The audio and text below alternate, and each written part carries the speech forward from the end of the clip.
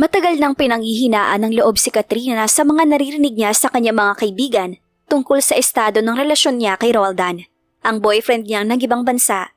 Kaya naman madali niyang natanggap nang malamang nakabalik na pala ito sa Pilipinas at nakatakda ng ikasal sa ibang babae.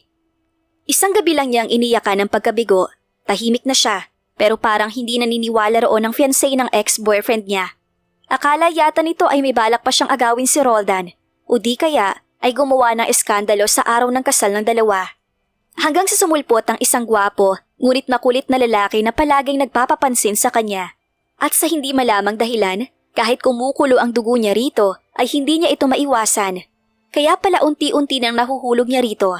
Pero bukod sa pagpapaibig sa kanya, ay may iba pa pala itong misyon. Dahil si Aidan Lara ang lalaking bumulabog sa ibig manahimik na mundo niya, ay kapatid pala ng babaeng pakakasalan ng ex-boyfriend niya. Noon, sa antuking nayo ng urag, palagi akong bida. Marami kasi akong alam na kwento.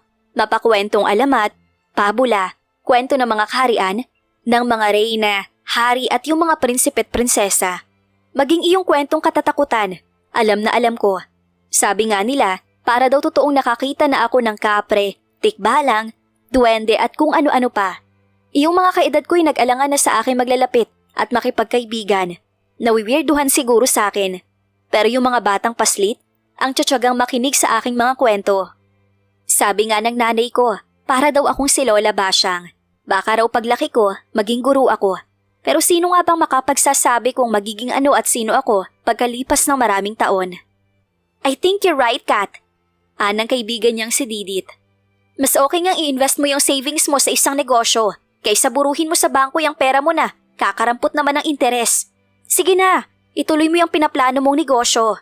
Gaya ng dati, naroon sila sa paborito nilang coffee shop sa Tomas Morato. Malapit lang doon ang apartment na tinutuluyan nilang magkaibigan. Pinili nila ang pinakadulong mesa sa labas upang wala silang gaanong masinghot na usok ng sigarilyo. Ano nga bang mainam na buksang business ngayon? Yung hindi nangangailangan ng malaking kapital ha? Pero teka, anong sinasabi mo riyang business ko? Business nating dalawa. Sosyo tayo, sa ayaw at sa gusto mo no? Paalala ni Katrina rito. Natawa ito. Wrong timing tita. Gustuhin ko man pero alam mo wala akong savings na kagaya mo. Kahit paano ay natuwa naman siya sa narinig. Ibig sabihin ay isinasaalang-alang nito ang mga sinasabi niya. Noon pa kasi siya nagsasuggest kay Didit tungkol sa maaari nilang pagsosyohang negosyo. Ngunit hindi naman siya nito sineseryoso. Pagdating kasi sa kinikita, mas malakas itong kumita kaysa sa kanya. Isa itong physical therapist at karamihan sa mga kliyente nito ay mayayaman.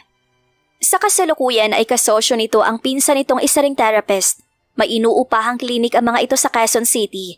Bukod pa ron, ay tumatanggap din ang mga to ng home service. Kung tutuusin, hindi maaaring maproblema sa pera sa Didit dahil may kaya sa buhay ang mga magulang nito sa probinsya. At kung gugustuhin lang nito ay hindi na nito kailangan magtrabaho sa Maynila dahil merong sariling negosyo ang kanyang pamilya.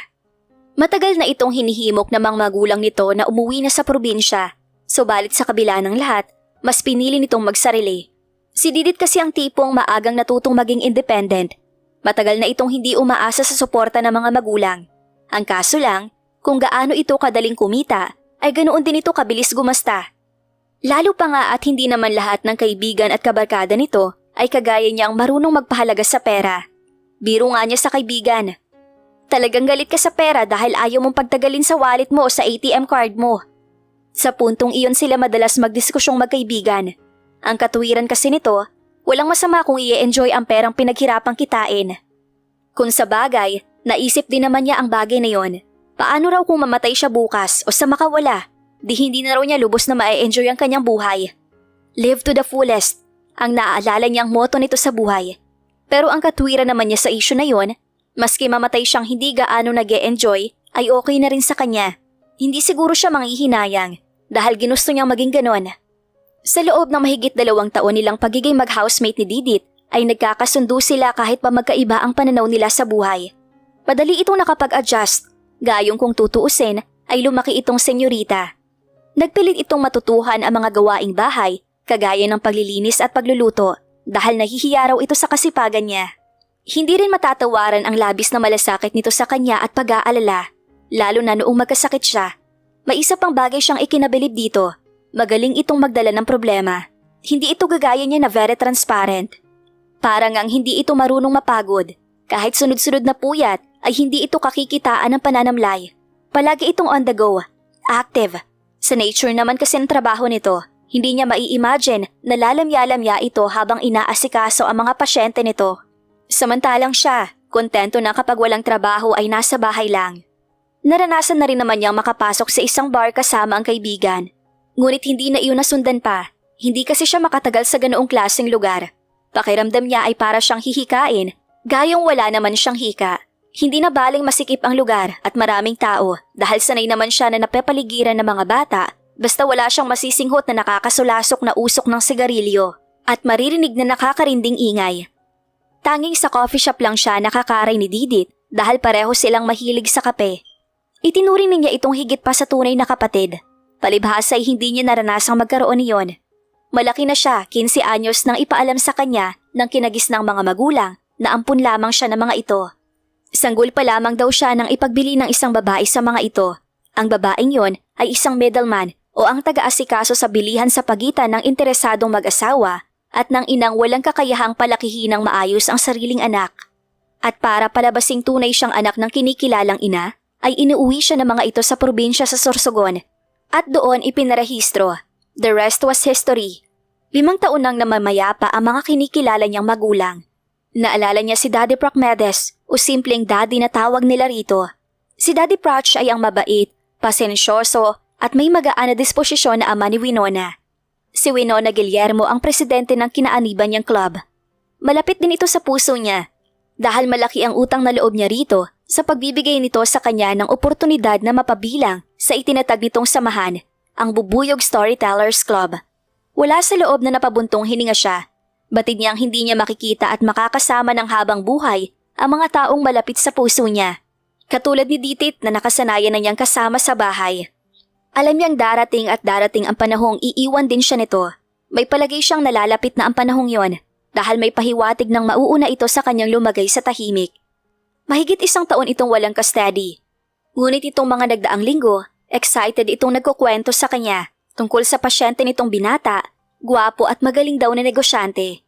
Sa nakikita niyang excitement at kislap ng mga mata nito habang nagkukwento, ay mukhang natagpuan na nito si Mr. Wright, dahilan upang mabagabag siya ngayon.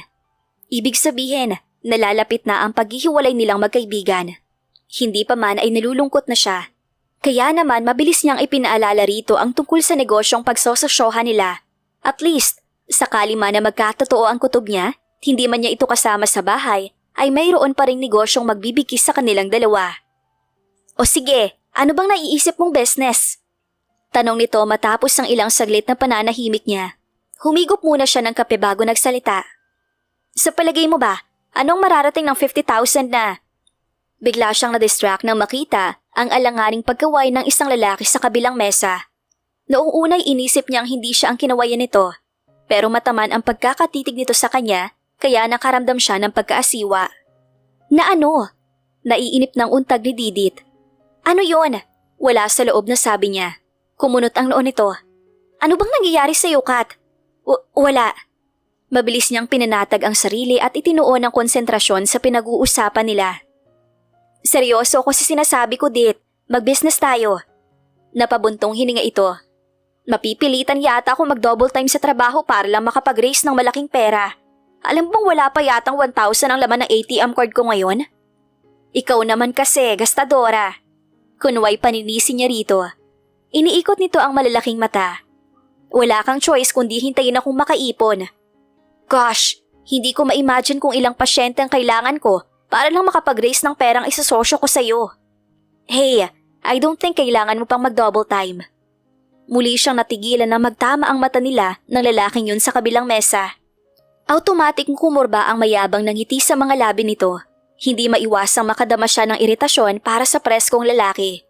Baka akala niya, sinasadya akong mapatitig sa kanya. Sa loob-loob niya, kumukulo ang dugo niya dahil obvious namang may kasama ito sa mesa. Isang magandang babae. May kadate na pero nakukuha pa nitong magpapansin sa kanya. Pero naisip niyang baka naman nagkakamali lang siya ng akala. Disimuladong limungon siya sa likod niya dahil baka hindi naman sa kanya nagpapapansin ang lalaking may hikaw sa kaliwang tenga. Subalit wala namang tao sa likuran nila. Nag-init lalo ang pisngi niya nang ibaling niya ang tingin sa lalaki at iangat nito ang tasa ng iniinom na kape na tipong nakikipag-cheers sa kanya. Sinamantala nito ang pagkakataong tumayo ang kasama nitong babae na tila patungo sa restroom. Dagli niyang iniiwas ang paningin sa lalaki. The nerve! Hey, what's wrong with you, Kat? Nakakunot noong puna ni Didit. Wala. Nakasimangot na tugon niya. Kanina ka pa ganyan. Hindi ko binsidong wika nito. Parang papel na nilukot yung mukha mo. Bakit ba? Nabubuisit lang ako. Saan? I mean, kanino? Sa akin ba? Hindi sa'yo. Lumapad ang ngiti nito na parabang nahulaan agad ang dahilan ng pagkasira ng mood niya. Dahan-dahang lumingon ito sa likod. Parang alam ko na. Huwag mo nang tingnan dit. Mahinang saway niya rito. Isipin pa ng preskong yun na pinag-uusapan natin siya. I see. Nagpapakyut sa'yo yung naka-dark blue na polo. I kinda like the stud on his ear. In fairness ang lakas ng luting niya. Huwag mo nang tingnan. Mukhang type kasi. Ang kapal ng mukha niya. Nanggigigil na sabi niya. Talagang ang mga lalaki ngayon, bihira na lang ang matino. Imagine, may kadate siya pero nakukuha pa niyang tumingin sa ibang babae. Hindi naman bawal ang humanga, no? Anong magagawa mo kung nabighani siya sa iyong kagandahan? Che, mahinang asik niya rito. Wala lang magawa sa buhay yun. Nagtitrip siguro. Mukha nga siyang adik eh. I don't think adik ang isang yun, Katrina. Hindi mawala-wala ang pagkalukot ng mukha niya. Huwag na nga mayabang na yun ang pag-usapan natin. Let's get back to what we're talking about our business. Hindi mo siya type? Hindi niya pinatulan ang pambubuskan nito. Ano ang mainam na pasuking negosyo na hindi naman kailangan malaki ang kapital? Nanunukso ang ngiti nito. Be serious, Didit. Nagpormal naman ito ng muka at tila nag-isip. Kung pasukin mo kaya yung paggawa ng mga burloloy, kagaya ng mga necklaces at bracelet na gawa sa beads na siyang inain ngayon. Why not? Bigla siyang na-excite. Patok na patok nga yun sa lahat. Mapabata man, mapa-teenager, o maski yung matatanda ay nakikita niya nagsusuot na rin ng mga gayong burloloy sa katawan. Wala yata akong talent sa bagay na yan eh. Ikaw, kung gusto mo. But on second thought, marami nang gumagawa niyon. In fact, maglakad ka lang sa kahit saang bangketa, isang katutak ang mga gayong paninda, bagsak presyo pa. Kung water station o di kay laundry shop, malaki naman masyado ang puhunan sa mga yon. Naiiling na wika niya. Pareho silang natahimik. Tumunog ang cellphone nito. Halata ang pangingislap ng mga mata nito nang sagutin nito ang tawag. Oh, hi! Napatawag ka. Nakinig ito sandali sa kabilang linya. Really? Inirekomenda mo ako sa mami mo? Yeah, free ako bukas. Saan? Hindi siya makakapunta sa klinik? Okay. Thanks. See you. Bye. Sino yon? Agad na tanong niya pagkatapos nitong makipag-usap. You wouldn't believe this, Kat. Yung sinasabi ko sa yung pasyente ko. Alam mo bang inirekomenda niya ako sa mami niya? Gusto niyang ipakitang excited din siya dahil may ideya na siya kung bakit ganoon na lang ka-excited ang hitsura nito. Kaso mas nanaig sa kanyang pagkabahala. Di okay. Walang latoy na sagot niya. Hindi lang okay, Kat. Okay na okay. Alam mo bang wala naman daw sakit yung mami niya? Gusto lang daw magpamasahe. Magpamasahe? Gagad niya. Hindi ka naman masahista. Pero parang gano'n na rin ang nature ng trabaho ko, Kat. But the big question is, bakit ako ire-recommenda ni Diyos sa mami niya, gayong may mga lugar na nagbibigay ng ganoong serbisyo? Ayaw niyang magbigay ng opinyon at baka kung ano pa ang maging interpretasyon nito. Heto nga at nag-glow na ang mga mata nito, nakausap lang sa cellphone niya yung sinasabi nitong pasyente nito. Ayoko sanang isiping gusto ni Josh na makilala ko ang mami niya. Ewan ko bakat, kung bakit gano'n na lang ang epekto sa akin ng lalaking yun. Hindi ko alam kung tama bang bigyan ko ng ibang kahulugan yung magandang trato niya sa akin. Sabi nga nung maid nila, malaking araw ang ipinagbago ng ugali ni Josh mula nang ako ang maging therapist niya. Siguro dahil nakapag-isip-isip na ang pasyente mo na mahirap kumuha ng therapist na magtsatsagang pakibagayan ng ugali niya, kaya napilitan siyang magbago. Ikaw na nagsabing nakailang therapist na siya bago ka. Mahinahong paliwanag niya. Natahimik ito saglit pero agad ding sumigla ang muka. Okay, balik na ulit tayo sa dating topic natin. Alam mo ba yung pinsan ko, inaasikaso na niya ang kanyang mga papeles para makapagtrabaho sa Amerika? Nag-decide siyang doon na mag-work. Yung clinic, kung gusto ko raw ituloy ko. Pero ayoko na sa pwesto namin yun. Masyadong madugo ang renta.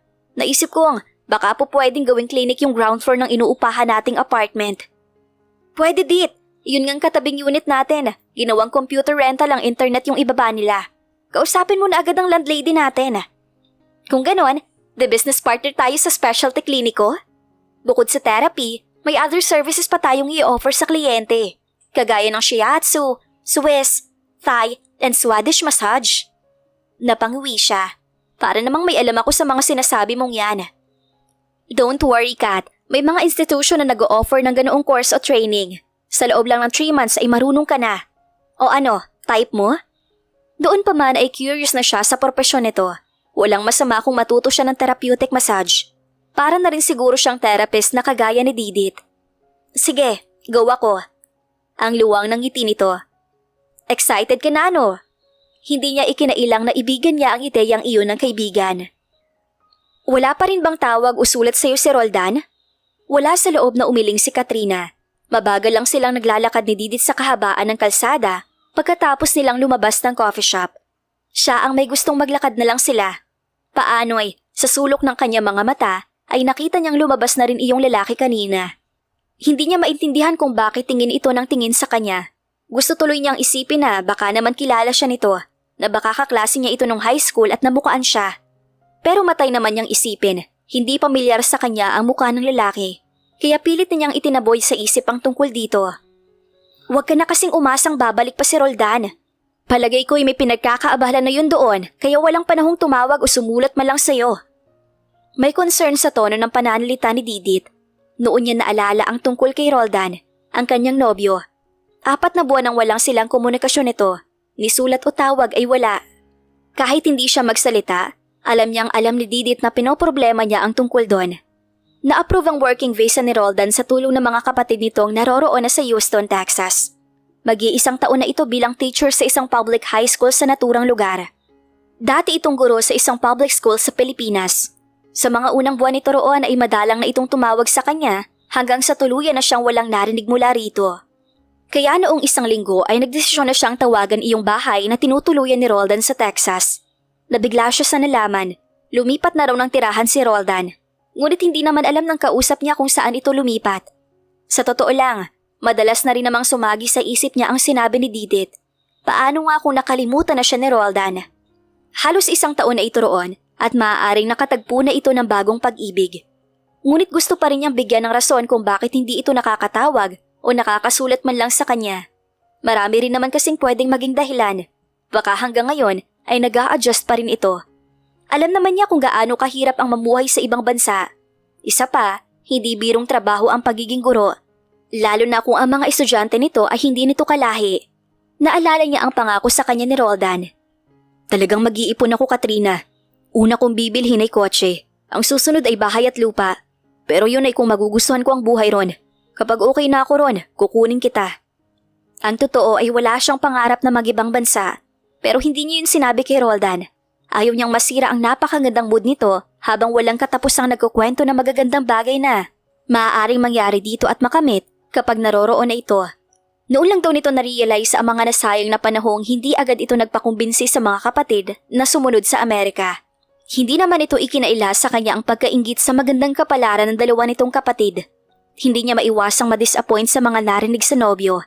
Ang buong akala kasi niya ay hindi nito magagawang iwan ang mga kabataan at paaral lang naging parte na ng buhay nito. Mahusay na guro si Roldan. Alam niya yon, kaya nga malaking kawalan ng kagaya nito. Gayunpaman, inunawa na lang niya ito. Natural na isipin ni Roldan ang kinabukasan at na magiging sariling pamilya. Bagaman hindi pa naman nila napag-uusapan ang tungkol sa paglagay sa tahimik, nagpa siya siyang muling unawain ng nobyo. At baka nga may mabigat na dahilan ito kung bakit hindi ito nakakatawag o nakakasulat man lang sa kanya. Enjoy your life, Kat. Huwag mo masyadong pinag-iisip ang boyfriend mo. Nag-e-enjoy naman ako. Napabuga ito ng hangin. Enjoy ka riyan. Totoo namang nag-e-enjoy siya sa trabaho niya, lalo na iyong isa niyang trabaho, ang pagiging miyembro niya sa isang storytellers club, kung saan saang eskwelahan, bahay ampunan, daycare centers at iba't ibang ospital sila nakakarating upang magsagawa ng storytelling. Nitong mga nagdaang buwan ay tuwing weekend na lamang sila nakikita ni Didit dahil sa sunod-sunod na project ng club. Seryoso kung maglalakad tayo? Malapit lang naman. Okay ka lang, Katrina? Ang layo Nang may biglang humintong kotse sa gilid nila, siya ang nasa danger side kaya bigla siyang hinatak ni Didit sa braso. Shucks! Muntik ka na! Hindi niya naiwasang kabahan sa ginawang iyon ng kaibigan kahit pa nga napansin na niyang malayo naman ang distansya ng sasakyan. Galit si Didit kaya nilapitan agad nito ang sasakyan. Lokong driver! Napansin niyang natigilan ng kaibigan. Bahagyang nakayukod ito sa nakabukas ng bintana ng makintab na kotse. Hay! Mula iyon sa malaking boses. Namimilog ang mga mata ni Didit nang ibaling ang tingin sa kanya. Yung guy sa Starbucks! Yung tingin ng tingin sa'yo! Anas nito, nagsalubong ang mga kilay ni Katrina. Bagaman ang lakas ng kabog ng kanyang dibdib, iniisip niyang baka may masamang balak sa kanila ang lalaki. Naging malikot ang kanyang mga mata sa paligid. May mga bystanders naman siyang nakita. Kaya kung may binabalak ng masama ang lalaki sa kanila, ay madali silang makakahingi ng saklolo.